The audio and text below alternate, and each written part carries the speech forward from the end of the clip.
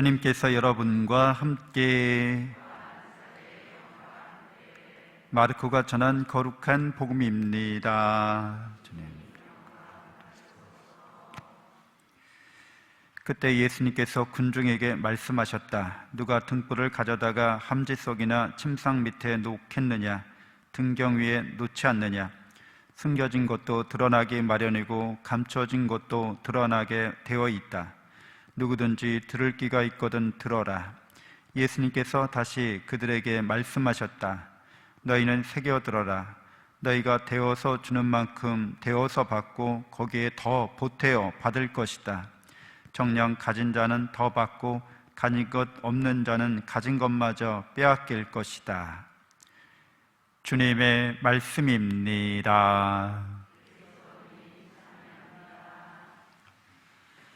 천미 예수님, 하느님의 복동이 사랑합니다.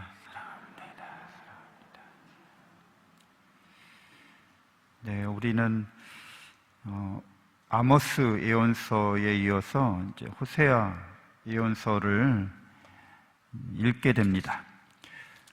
호세아 예언자는 아모스 예언자와 동시대에 활동한 인물인데요. 이 북이스라엘이 멸망하기 직전에 활동했던 예언자들입니다. 아모스 예언자가 보통 정의의 예언자라고 그렇게 알려졌다면 호세아 예언자는 사랑의 예언자로 그렇게 불리고 있습니다. 호세아 예언자가 사랑의 이름으로, 사랑의 예언자라는 이름으로 불리게 된 것은 그의 어떻게 보면 좀 파격적인 그런 결혼 생활부터 시작이 됩니다. 하나님께서 이스라엘을 사랑하시는데 마치 연인처럼 이렇게 사랑하신다는 거죠. 그래서 하나님의 사랑을 자녀에 대한 사랑으로 잘 표현되어 있었지만 호세아서에서는 자녀에 대한 사랑, 내리사랑, 그에 못지않게 연인 간의 사랑으로 그렇게 표현을 합니다. 연인 간의 사랑은 이제 내리사랑, 자녀 사랑은 계약이 필요 없는 거죠. 핏줄이니까, 혈연이니까 그냥 내리사랑일 뿐인데, 이 연인 간의 사랑은 일종의 계약일 수밖에 없는 거죠. 사랑의 약속으로 내리사랑이기보다는 대등한 사랑으로 그렇게 우리가 사랑을 표현할 수 있는 거죠. 실제로 연인 간의 사랑은 사랑의 약속을 하고 대등한 관계에서 서로 사랑을 주고받는 것인데, 하나님께서는 이스라엘 백성이 자녀로서의 사랑, 내리사랑도 물론 내리시지만 다른 측면에서의 사랑의 모습, 곧 사랑받는 이스라엘이, 그렇게 내리사랑받는 이스라엘이 성숙하고 성장해서 사랑 안에서 하나님과 사랑의 약속을 하고 그렇게 하나님의 연인으로서 대등한 그런 사랑의 관계를 맺기를 원하신다고 우리가 호세아서를 읽으면서 발견할 수 있습니다. 하나님의 뜻을. 그래서 이러한 관계를 잘 설명하기 위해서 예언자에게 고메르라는 그런 신전 창녀와 결혼하도록 합니다. 그러니까 여기서 지금 시대의 이런 창녀는 아닌 거예요. 신전 창녀는 일종의 사제이기도 했습니다. 그러니까 그 고대 근동 지역에서 우상을 숭배하는 풍요와 다산을 주관하는 신, 대표적으로 이제 우리는 바알이라고 하죠. 근데 일반 명사예요. 바알은 주님이란 뜻이에요. 그래서 그냥 평상시에 많이 쓰던 말이에요. 그러니까 남편에 대해서 아내가 바알 이렇게 합니다. 나의 주님이란 뜻이죠. 주님 이렇게 부르는 거죠. 자기보다 위에 있는 사람이면 다 그냥 바알이라고 부르는 거예요. 그게 일반 명사니까 주님 이런 뜻이에요. 나의 주인님 이런 뜻이 되는 거죠. 근데 우상에게 가면 정말 최상의 주인이라는 거죠. 바알이라는 그 풍요와 다산을 책임지는 그 신에게 그 신전에서 바로 이 풍요와 다산을 책임지는 이 신이 어떻게 활동하는지, 그러니까 메마른 땅에 비를 내려서 땅을 이제 비옥하고 풍요롭게 만든다는 거죠. 그러니까 신전에서 그런 남신과 여신의 역할을 하는 사람들이 실제로 이제 성행위를 하는 거예요. 그리고 많은 사람들이 거기 동참하는 겁니다. 그러니까 이건 일종의 혼음이 되는 거죠. 그리고 뭐 술과 여러 가지 음주 가무를 하면서 그렇게 축제를 지내는 거죠. 근데 이스라엘은 그런 풍요다산의 제례를 우상숭배라고 단죄합니다. 그리고 이러한 자연현상을 신격화하지 말라고 얘기하는 거죠. 창세기에서 보는 것처럼 그런 자연현상은 신의 어떤 그 자체가 신적 현상이 아니라 하나님께서 말씀으로 창조하신 피조물에 불과하다는 거예요. 해와 달과 별들과 천둥과 무슨 모든 이런 현상들이 옛날 사람들은 그 자체가 신의 현현이라고 봤던 거죠. 근데 이스라엘 사람들은 하나님의 말씀에 따라서 피조물에 불과하고 그거는 신이 아니라는 거예요. 그런 현상은 그 자체를 그걸 담당하는 신이 있어서 이렇게 한다고 볼 수 없다는 거예요. 그냥 피조물의 자연 법칙일 뿐이다. 그 자체를 신으로 섬겨서는 안 된다. 그래서 거기서 일어나는 모든 일들도 다 하나님께서 원하시는 일들이 아니다. 그래서 이런 신전창녀들이 만약 이제 그런 혼음 관계에서 자녀를 낳으면 그 자녀들은 누가 아버지인지 모르기 때문에 심지어는 이제 그 신들에게, 바알 신에게 제물로 바쳐지기도 했어요. 그 자녀들을. 그러니까 이런 우상숭배는 결국 인간이 탐욕을, 욕망을, 물질적인 이걸 채우기 위한 그런 행위라는 거죠. 인간의 그런 탐욕이 결국에는 약자들을 억압하거나 약자들을 압살해서 희생 제물로 바쳐지는 그런 불의한 제사로 이렇게 변질되는 이 과정을 이스라엘에서는 예언자들을 통해서 엄단합니다. 그래서 그런 창녀를 신전 창녀니까 이제 사제인 거죠. 여사제인 거죠.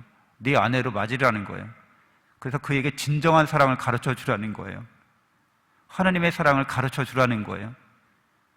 그리고 모든 축복을 내리신 분이 하나님이라는 것을 그가 깨닫게 하라는 거예요. 그래서 그 사람을 아내로 맞이해서 하나님의 사랑을 가르쳐 주고 실제 삶에서 하나님께 돌아오도록 그렇게 증거해 줍니다. 물론 이제 집을 나가죠. 그리고 다시 그 신전에서 그 짓을 합니다. 그런데도 다시 이제 불러들여서 인격적인 사랑, 하나님의 따뜻한 영원한 진실한 이런 사랑을 이제 그 자기 부인에게, 아내에게 가르쳐 줍니다. 그래서 하나님께서는 이렇게 말씀하시는 거죠. 이제 이스라엘을 당신의 연인이라고, 그 여자라고 이렇게 표현하고, 하나님께서 호세아서 2장 16절에 그러나 이제 나는 그 여자를 달래서 광야로 데리고 가서 다정히 말하리라 이렇게 표현되고 있는데, 처음으로 이스라엘이 이제 광야에서 하나님을 만나게 되잖아요. 그렇게 어렵고 힘든 상황에서 광야에서의 우리를 지켜주시던 분, 하나님밖에 믿을 데가 없었던 그 상황에서 그 이스라엘이 진정 하나님을 사랑했다는 거죠. 그러니까 힘들고 어려운, 그렇지만 진실한 사랑이 있었던 광야로 다시 회상시켜 주는 거예요. 광야로 데리고 가서 내가 사랑의 말을, 사랑의 미러를 속삭여주고 그 마음을 간직하도록 그렇게 이끌어 주겠다고 이야기합니다. 근데 이 사랑이라고 하는 하나님의 이스라엘에 대한 사랑은 올바른 사랑인 거죠. 그러니까 올바르게 하나님을 사랑하라는 거죠. 이건 정의에 해당되는 거죠. 그래서 아모스 예언자가 정의의 예언자라고 하잖아요. 그러니까 올바르게 정의롭게 하나님을 사랑할 줄 알아라. 다른 거를 불의하게 사랑하지 말아라. 이런 것이죠. 근데 이 지금 호세아가 말하고 있는 이 사랑은 물론 정의로운 올바른 사랑이기도 하지만 그것을 넘어서는 너그러운 사랑, 이제 자비로운 사랑에 대해서 말하고 있는 거예요. 나를 떠났지만, 내 사랑을 배신했지만, 그렇지만 나는 너희를 너그럽게 대한다는 거예요. 자비롭게 대해준다는 겁니다. 그래서 이스라엘의 불성실한 회개 이렇게 얘기하는데, 이틀 뒤에 우리를 살려주시고 사흘째 되는 날에 우리를 일으키시어 우리가 그분 앞에서 살게 되리라. 그러니 주님을 알자, 주님을 알도록 힘쓰자, 이렇게 얘기합니다. 하느님의 사랑이 정의롭기도 하지만 우리가 불의하게 그 정의로운 사랑을 못 따라갈 때 너그럽게 자비를 또 베푸신다는 거예요. 그러니까 우리가 정의로운 사랑을 따라가지 못하고 불의하게 어긋났을 때라도 하나님의 자비를 믿고 회개해야 한다는 거죠. 그래서 여기 회개라는 말이 이제 슈브라고 하는데요. 히브리어로. 이 슈브는 돌아서다 이런 뜻이에요. 근데 그 단어를 이렇게 살펴보면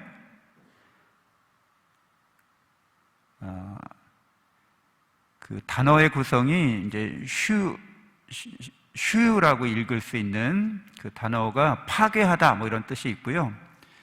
부라는 뜻은 이제 베이트, 집이란 뜻인데 집을 파괴하다 이런 뜻이 돼요. 그러니까 돌아갈 곳이 없게 만들다 뭐 이런 뜻이 되는 거예요. 그러니까 우리가 기존에 하느님 말고 안주하고 있던 것을 파괴시켜버린다 이런 뜻이 돼요. 그래서 더 이상 그곳으로 돌아갈 수 없게 만드는 거죠. 회개한다는 것은 이 성경에서 하느님 말고 내가 안주하고 있거나 내가 집착하고 있던 것들을 없애버린다 이런 뜻이어서 이제 돌아갈 곳이 하느님밖에 없다는 것을 제시해 주는 것이 이제 회개의 삶이 됩니다. 그래서 이렇게 회개를 우리에게 요청하는데 우리 삶이 하느님께 나아가는 올바른 삶이 되고 또 올바르지 못할 때 회개가 요청되고 그래서 회개의 삶을 살도록 하나님께서 이끄심에도 불구하고 우리가 불성실할 때 그럴 때 하나님은 끝없이 당신 자비를 베푸신다고 이렇게 말씀하시는 거예요. 11장 9절에서 나는 사람이 아니라 하느님이다. 나는 네 가운데 있는 거룩하니 분노를 터뜨리며 너에게 다가가지 않으리라. 그러니까 벌 주시는 게 하느님의 목적도 아니고 하느님께서 그것을 좋아하시지도 않으신다는 거죠.